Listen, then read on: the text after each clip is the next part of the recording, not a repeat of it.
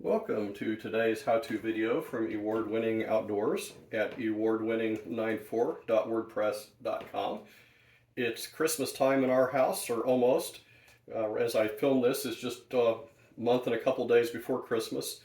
And one thing that was always a clear indicator of Christmas when I was a kid was the smell of the goodies that my grandmas and my mother would cook at Christmas time. They did all kinds of fancy baking and stuff. And I wanted to share a couple of those recipes with you. My last video I did was on peanut butter fudge, and today's is going to be on something a little bit different. The peanut butter fudge is basically massive amounts of sugar with a little bit of other stuff. This one actually has relatively small amounts of sugar comparatively, and this is something called keplinks. It's not a super sweet treat, but it's one that we always really enjoyed as kids, and my kids and granddaughter have enjoyed it as well. And so I want to share with you how to make that today. What we'll need to make this will be 3 heaping teaspoons of powdered sugar, 3 heaping tablespoons of powdered sugar, 1 teaspoon of vanilla, some butter or margarine. We'll need 8 ounces, which would be 2 sticks of butter, 2 cups of plain flour, and a pinch of salt, and then something to mix it all in. And I'm going to start by microwaving the butter for just a few seconds just to soften it up, and then I'll come right back and we'll continue. I have the butter in the microwave right now. You might hear it running in the background. If you're using like soft margarine, it may not be necessary to warm it up, but if you're using real butter, it tends to be pretty hard and difficult to mix, so I find it easier to nuke it for a few seconds until it gets good and soft. It doesn't have to be liquid, but it does need to be soft enough you can mix the other ingredients. I might also mention, if you did miss, there goes the timer. We'll check that in a moment. If you did miss the video on peanut butter fudge, be sure to check out my channel and you'll see the instructions on how to make that stuff. It is really delicious and also very simple to make. And if you click down below to subscribe, you won't miss out on the next video I'm going to post as well. Okay, I've gotten the butter about half liquid, but all definitely very soft. So I'm going to dump in my 2 cups of flour. Set that measuring cup aside. 1 teaspoon of vanilla here. And like with all my recipes, you don't have to be absolutely precise. If you get relatively close, or if, say for example, you just love vanilla and you want to put 2 teaspoons in, I really don't think it's going to hurt a thing. It's your yummies and you can do with it what you want. Then for the powdered sugar, I'm going to try to get here where I can do it without knocking it off the spoon, because you want 3 heaping teaspoons. 1, 2, 3. I'll set that aside.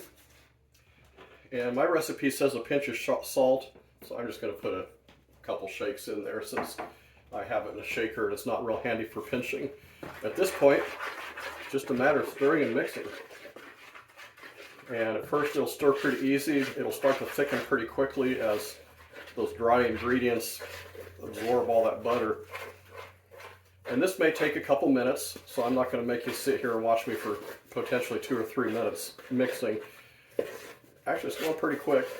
But before you get completely done with it, if your hands are clean, I'll actually go in by hand and do a little bit of kneading and mixing too, just to make sure it's really thoroughly mixed up.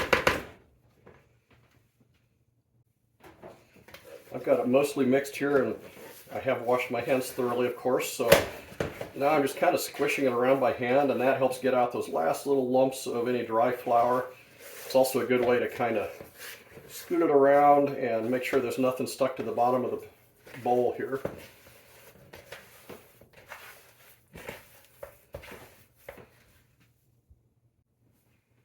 Once you have your dough thoroughly mixed, the last step before baking is to just grab little handfuls, roll it into little tiny balls, and they should be definitely smaller than a golf ball. You want, I'd say 3/4 of an inch around is plenty for these. And just start laying them out on an ungreased cookie sheet. There's enough butter in them that they really don't need any extra grease to keep from sticking. And we'll do this until I've covered the cookie sheet, leaving just a little bit of space between them.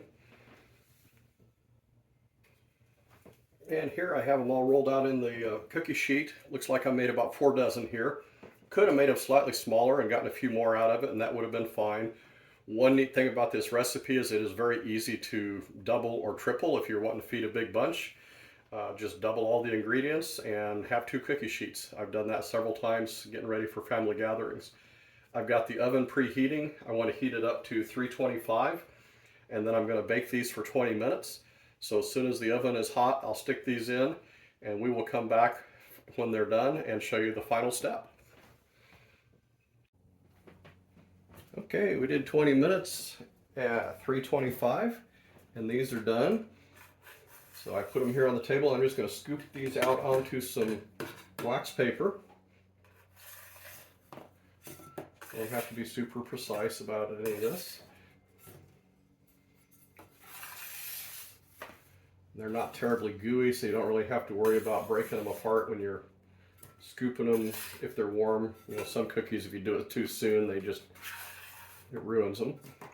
Not a problem with these.